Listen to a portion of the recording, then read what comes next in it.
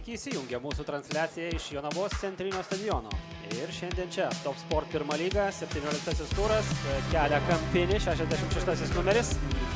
Jo perdavimas į baudos aikštelę, smūgis virš vartų skrieja kamuolys. Jau antrąją rezultato. Titas Busas perima kamuolį, skuba jis į greitą kontrataką.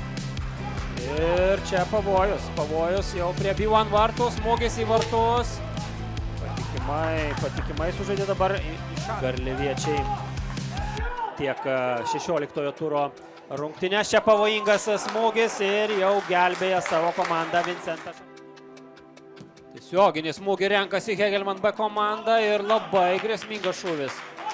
Čia šiek tiek 13 numeris Kipras Olšauskas. Smūgis virš vartų. Na ir vėl kandžiojas Mickevičius. Doke.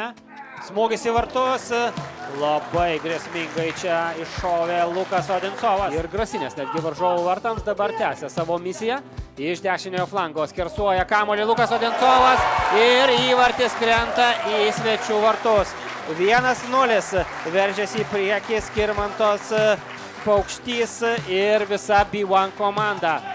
Sveikina savo sniperį šeimininkai.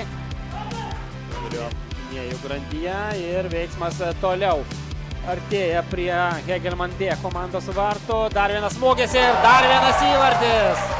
Šauna iš aštraus kampo Skirmantas, ne, tai Eduardas Jurjonas. Taip, tai yra Eduardo Jurjono įvartis ir jau 2-0.